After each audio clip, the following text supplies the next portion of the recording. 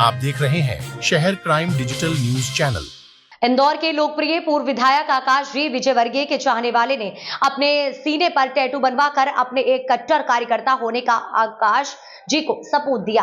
वैसे आकाश जी विजयवर्गीय इंदौर के कैबिनेट मंत्री कैलाश जी विजयवर्गीय के पुत्र हैं, लेकिन आकाश जी विजयवर्गीय को चाहने वाले अर्जुन कुमावत ने यह साबित कर दिया कि आकाश जी उनके लिए कितने लोकप्रिय हैं। वैसे तो आकाश जी को चाहने वाले पूरी इंदौर है, लेकिन उनका एक कार्यकर्ता कट्टर निकला कि अपने सीने पर आकाश जी विजयवर्गीय का फोटो बनवाकर उन्होंने ये साबित कर दिया कि वह उनको एक बहुत दिल से अपना मानता है। उनके चाहने वाले अर्जुन कुमावत जी और अक्षय बोराट ओबीसी नगर मंत्री आकाश जी विजयवर्गीय के पास पहुंचे। आकाश जी ने भी उन्हें अपने घर का सदस्य की तरह उनसे बातचीत करके अर्जुन कुमावत को बताया कि हम तो वैसे भी आपके साथ थे और हैं और रहेंगे। क्या करते हो आप? मेरी पेंटिंग का काम कर रहा हूँ। अच्छा वैसे बात करते हो पेंटिंग का काम कर लो। पूरा नाम क्या लिखते हो? अर्जुन कुमावत। परिवार भी है यहाँ? नहीं, परिवार आप भी किसके साथ रहते हो? शादी नहीं। चलो अच्छा लगा, मिलते रहना। बिल्कुल। एक और बड़ी खबर आपको बताते चले, बड़वानी जिले के पलसोद शहर में भी नवरात्रि में जगह जगह महिलाएं, पुरुष और बच्चे गरबे खेलकर माता को खुश कर रहे हैं और शहर में माता के सभी मंदिर को लाइट से आकर्षक रूप से सजाया गया है। पलसोद शहर के आसपास ग्रामीण जन भी गरबे देखने आ रहे हैं और कर भी रहे हैं। शहर क्राइम डिजिटल चैनल के संवाददाता अंशु जायसवाल ने मंदिर में जाकर भक्तों से बातचीत की। नवज्योति गरबा मंडल जो 40 साल से गरबे करवा रहा है, वहीं सेल्फी पॉइंट भी बना रखा है, जहां पर बच्चे और महिलाएं फोटो भी ले रहे हैं।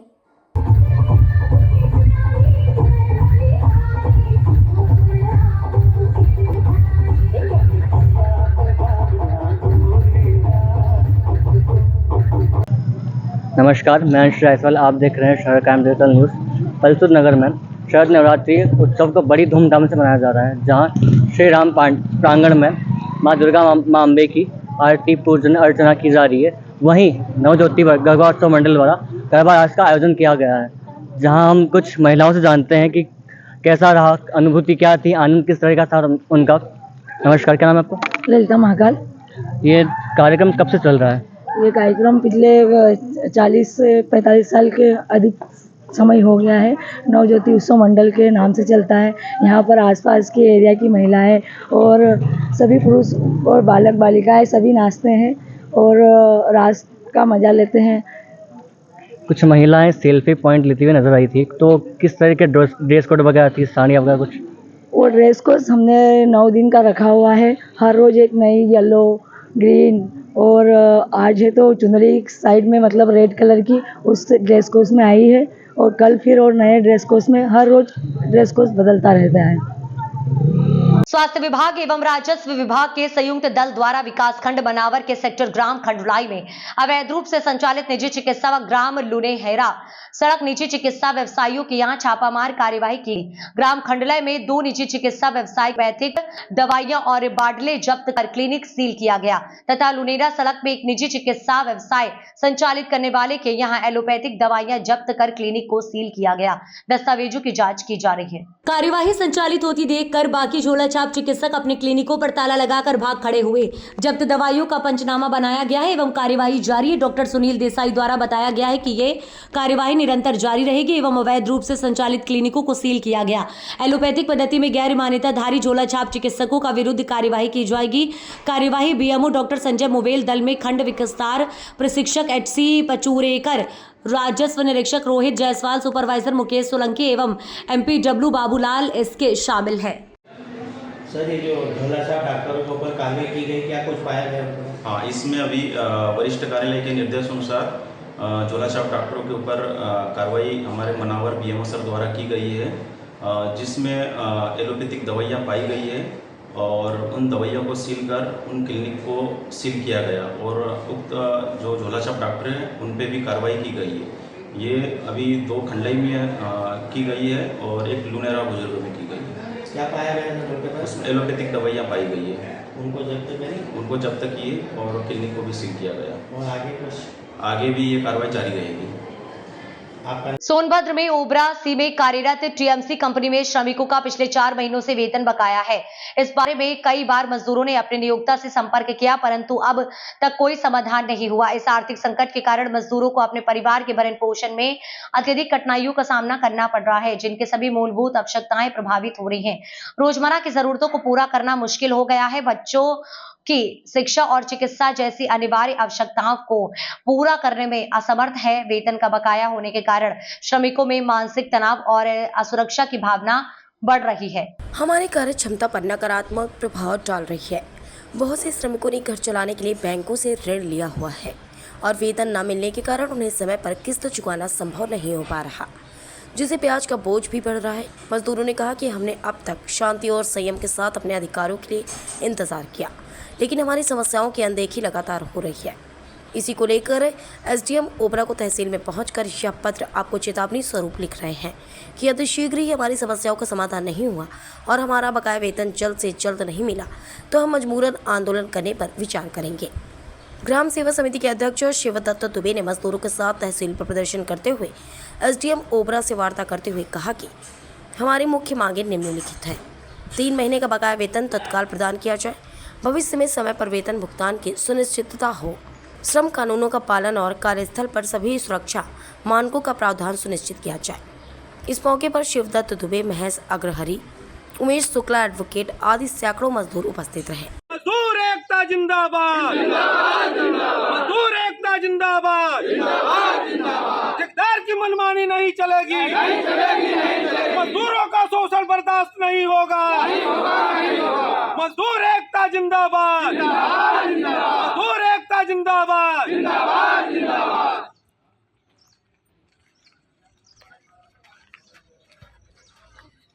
क्या समस्या है?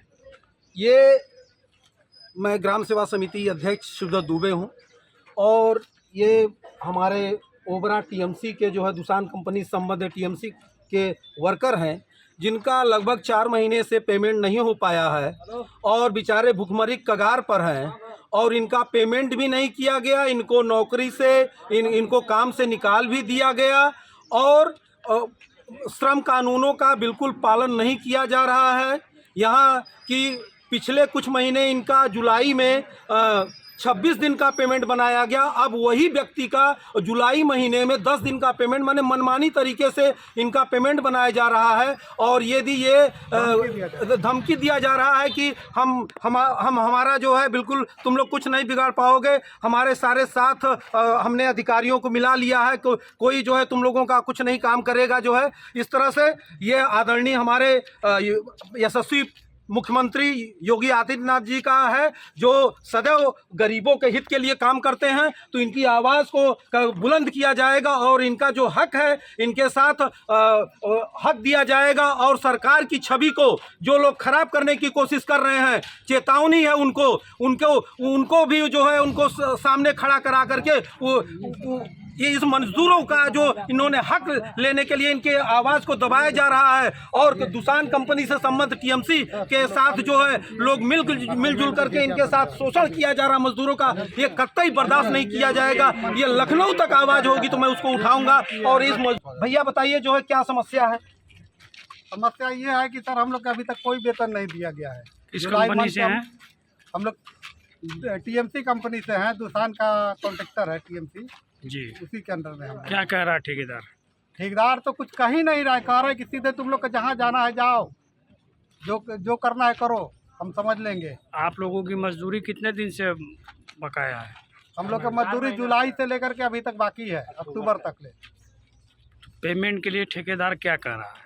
हम लोग का फाइनल करके भगा दिया गया, कोई लिस्ट नहीं दिया है, स्लिप भी गलत बना के दिया है। हम लोग 26 वर्क किए हैं, जो कि हम लोग को 8 दिन पेमेंट बनाया, 20 दिन पेमेंट मिली है? नहीं अभी नहीं मिली। कहाँ है स्लिप? स्लिप हम लोगों के पास है, सभी लोगों के स्लिप दिखाइए। ये देखिए अगस्त की स्लिप है ये, और नहीं जुलाई वाला दिखाइए जो हम लोगों को मिला। ये जुलाई की है, अगस्त की है, इस तरह के पेमेंट स्लिप बनाया है। देखिए 2-3 बार लिस्ट बना रहा है। अब पहले का स्लिप देख लीजिए, पहले का जो बना के दिया है, जुलाई मंथ में जो स्लिप दिया है अलग दिया है। मजदूरों का सबसे बड़ा मुद्दा ये है कि दुसान कंपनी के सब कॉन्ट्रैक्टर के रूप में टीएमसी काम कर रही है वो जुलाई से लेकर अब तक पेमेंट नहीं दी है। पेमेंट मांगने की स्थिति में इन लोगों को फाइनल करके बैठा दिया गया है, जो मजदूर के लिए और सरकार के लिए और प्रशासन के लिए ठीक नहीं है। और ये सरकार की छवि जो खराब हो रही है वास्तव में बर्दाश्त नहीं किया जाएगा। मजदूरों का शोषण बिल्कुल बर्दाश्त नहीं होगा और ऐसे कंपनियों को ब्लैक लिस्टेड कर दिया जाए। जो है हमारी मांग है, जो है ब्लैक लिस्टेड कर दिया जाए। 3-3 महीने से कोई मजदूर यदि काम कर रहा है तो निश्चित रूप से मजदूर है तो दैनिक वेतनभोगी है। दैनिक वेतनभोगी होने के नाते उसको यदि 1 महीने का तनख्वाह नहीं मिलेगा तो घर के का पालन पोषण और भी जो भी समस्याएं हैं, स्वास्थ्य संबंधी समस्याएं, हर समस्या जो यहाँ की जो समस्या है मजदूरों को लेकर के कई सालों से जो है वेतन को लेकर के समस्या आती है जा रही है। इसमें आप क्या संदेश क्या संज्ञान लिए? इनका प्रार्थना पत्र मैंने स्वीकार कर लिया है और अभी तुरंत वेंडर को मैं बुलवा रहा हूँ यहाँ पे। वेंडर को बुलाकर बैठ के बात करें क्या समस्या है, और अगर उनकी तरफ से संतोषजनक मुझे उत्तर नहीं मिलता है तो मैं लेबर वालों को भी बुलवाता हूँ और FIR कराने की मांग करूँगा इन पर। सर ये ऐसे बहुत कंपनी आ रही है सर, और ये मजदूरों से कहते हैं कि जाओ जो करना है कर लो, आपका तनख्वाह जो 3 महीना 4 महीने से रोका जाता है इन लोगों का, और अभी तक नहीं मिल पा रहा है। उसमें सर क्या करें? ऐसे जो भी प्रकरण मेरे संज्ञान में आएंगे श्रम विभाग से मिलकर उचित कार्रवाई इसमें की जाएगी। ठीक है सर। शाजापुर में नशा मुक्ति अभियान के तहत आबकारी विभाग व पुलिस ने संयुक्त बड़ी कार्यवाही कलेक्टर सुश्री बिजू बाफना के निर्देशन व SP यशपाल राजपूत के मार्गदर्शन में लगातार की जा रही। जिला आबकारी अधिकारी निधि जैन ने बताया कि अभियान के दौरान मादक पदार्थ आबकारी एक्ट के तहत प्रभावी कार्यवाही एवं जन जागरूकता लाने हेतु व्यापक प्रचार प्रसार भी किया जा रहा है, जिसके अंतर्गत की गई कार्यवाही में मदिरा के अवैध निर्माण, संग्रहण, परिवहन एवं विक्रय पर नियंत्रण करने के लिए बेरछा थाने की रुलकी कंजर डेरे में SDOP त्रिलोक चंद्र पवार के नेतृत्व में दबिश देकर लगभग 5,200 किलोग्राम लाहन एवं 45 लीटर हाथ भट्टी मदिरा जब्त कर मध्य प्रदेश आबकारी अधिनियम 1915 की धारा 34A का एवं चा के तहत 4 न्यायालयीन प्रकरण पंजीबद्ध किए गए हैं।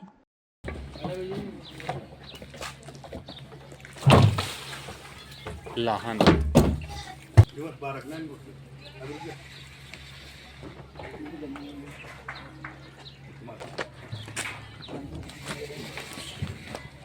रुलकी कंजर डेरे पे सुबह 6 बजे दबिश दी गई। पुलिस और आबकारी विभाग द्वारा वहां पहुंचकर दबिश दी गई और लगभग 45 बल्क लीटर जो शराब वहां पर प्राप्त हुई और अवैध शराब को मौके से जब्त किया गया। केस लगभग 4 प्रकरण जो है 34A के पंजीबद्ध किए गए। साथ ही 5200 किलोग्राम लाहन जो है वो मौके पर मिला, उसको मौके पर सैंपल लेकर नष्ट किया गया। इस प्रकार से लगातार कलेक्टर महोदया के निर्देशन में आबकारी विभाग लगातार कार्रवाइयाँ कर रहा है। लगातार ढाबा चेकिंग, लगातार अवैध शराब को रोकने के प्रति कार्रवाइयाँ ये जिले में जारी हैं और इस तरीके से अभियान लगातार जारी रहेगा। खरगोन जिले में अवैध मादक पदार्थों के खिलाफ पुलिस के द्वारा बड़ी कार्रवाई करते हुए अवैध गांजे की खेती करने वाले आरोपियों को पकड़ा है।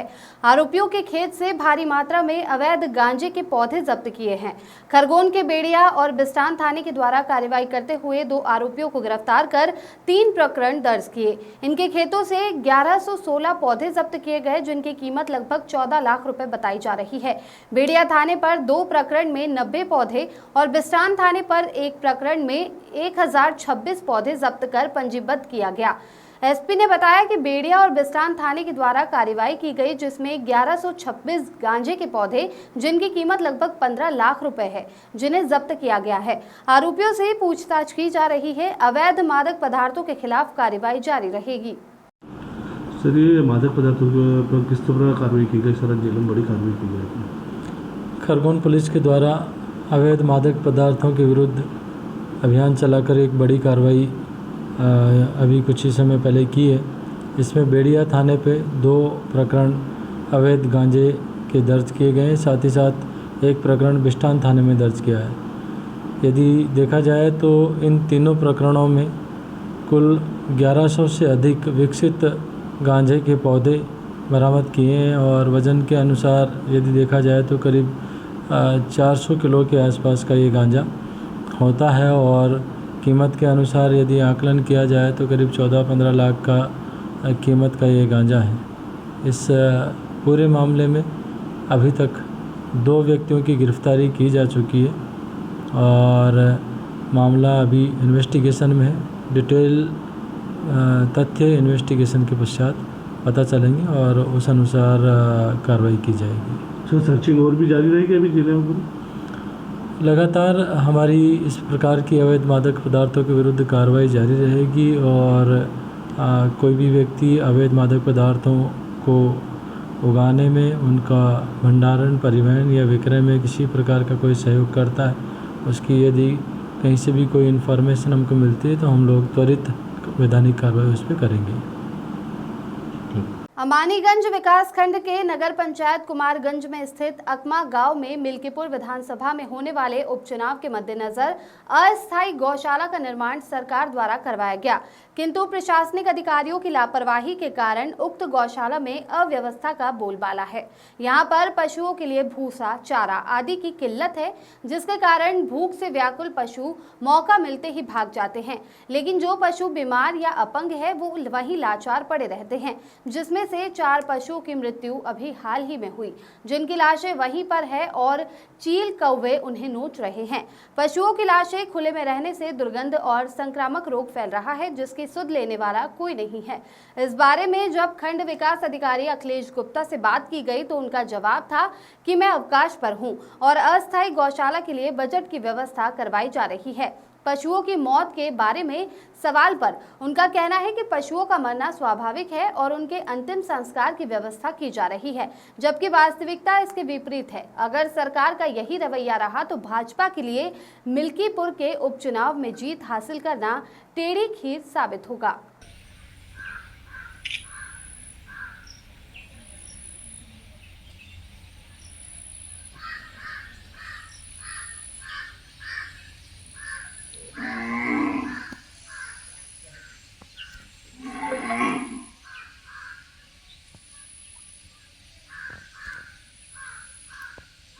पुलिस थाना नागदा द्वारा महिला एवं बच्चों की सुरक्षा एवं उनके विरुद्ध घटित अपराधों की रोकथाम एवं जन जागरूकता हेतु अभिमन्यु अभियान कार्यक्रम तहत नागदा के बस स्टैंड, रेलवे स्टेशन, कन्याशाला मार्ग, नगरपालिका पार्क पर पुरुषों, महिलाओं, बच्चों के साथ साथ समाज के वरिष्ठ नागरिकों को समझाइश दी गई। इस दौरान सब इंस्पेक्टर हर्षिता सावरिया, महिला आरक्षक के खुशबू, भारतीय नगर सुरक्षा समिति के अर्पित राजेश और शाहरुख मौजूद रहे।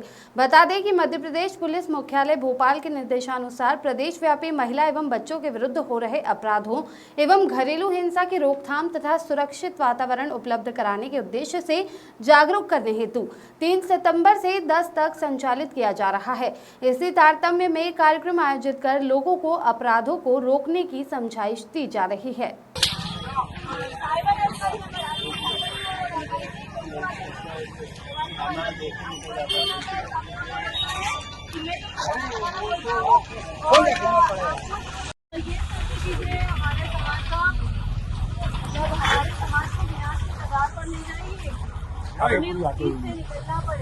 इसीलिए सरकार ने मिशन अभिमन्यु चलाया है। आपके आगे भी कर लेंगे सब ऊंचा करिए। तो क्या लिखा है देखिए, लिखा है अभिमन्यु। अभिमन्यु कौन था? अभिमन्यु के बारे में कौन जानता है? अभिमन्यु ऐसा व्यक्ति था जो महाभारत का नस्ल एक पात्र था। उसके बारे में हर एक बच्चा जानता है, मैक्सिमम लोग जानते हैं।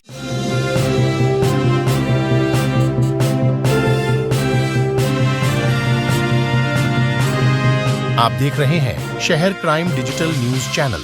बदनावर में नवरात्र के मौके पर मंगलवार को फ्रेंड्स ग्रुप द्वारा नगर में भव्य चुनरी यात्रा निकाली गई। मां एकवीरा देवी को 555 फीट लंबी चुनरी श्रद्धा पूर्वक अर्पित की गई। नगर में जिस रास्ते से चुनरी यात्रा गुजरी उस ओर लोगों ने जमकर पुष्प वर्षा कर स्वागत किया। समापन पर श्रद्धालुओं को अभिमंत्रित रुद्राक्ष व चुनरी भेंट की गई। आयोजन का ये 9वां वर्ष था। बैजनाथ महादेव मंदिर से यात्रा सुबह 11:30 बजे प्रारंभ हुई। इसमें सबसे आगे उज्जैन की तोप फूलों की वर्षा करते हुए चल रही थी। इसके बाद चलित रंगोली में कलाकार विभिन्न रंगोलियां बनाते हुए चले। 6 डीजे व 6 गरबा पार्टी ने अपने नृत्य से सभी की मंत्रमुग्ध कर दिया। चांद के ऊपर भगवान गणेश को दर्शाती झांकी एवं बाबा बैजनाथ महादेव का डोला आकर्षण का केंद्र रहा। डॉल के आगे उज्जैन के मशहूर महाकाल भस्म रमैया भक्त मंडल द्वारा आकर्षक प्रस्तुति दी गई। यात्रा में महाराष्ट्र के संगम नेर की शमशानी हिंदू राजा गुरुकुल अघोरी टीम एवं कर्नाटक के प्रसिद्ध कथक नृत्य कला ग्रुप ने भी मनमोहक प्रस्तुतियां दी। वहीं माता के 9 रूपों में सज धज कर आई युवतियां भी साथ में चल रही थी। नासिक तथा स्थानीय ढोल के थाप में हर किसी को झूमने पर मजबूर कर दिया। अंत में माता के चित्र को रथ पर सवार किया था। यात्रा का नगर में जगह जगह पुष्प वर्षा कर करीब 50 मंचों के अलावा घरों से लोगों ने स्वागत किया। यात्रा नगर भ्रमण के पश्चात मां एक फीरा देवी मंदिर पहुंची, जहां माता की श्रद्धापूर्वक चुनरी अर्पित की। अंत में श्रद्धालु को अभिमंत्रित रुद्राक्ष और चुनरी ग्रुप द्वारा भेंट की गई। यात्रा संयोजक कैलाश गुप्ता, दीपक श्रीवास्तव, अश्वनी पाटीदार, मुकेश होती ने आभार में माना।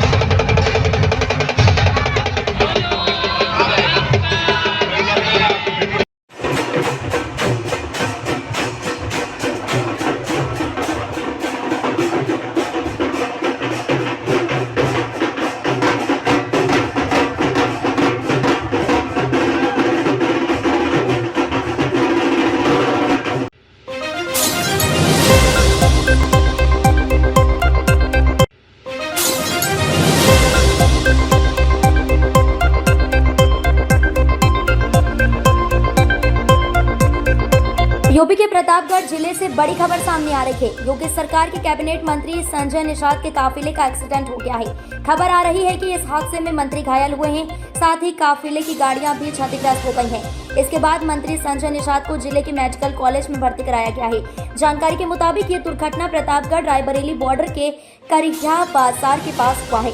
मंत्री अपने काफिले के साथ कहीं जा रहे थे, इसी बीच उनका काफिला एक्सीडेंट का शिकार हो गया। हादसे में मंत्री को चोट लगी है। मंत्री को मेडिकल कॉलेज में एडमिट कराया गया है। जानकारी मिलते ही मौके पर मेडिकल कॉलेज डीएम और एसपी पहुंचे हैं।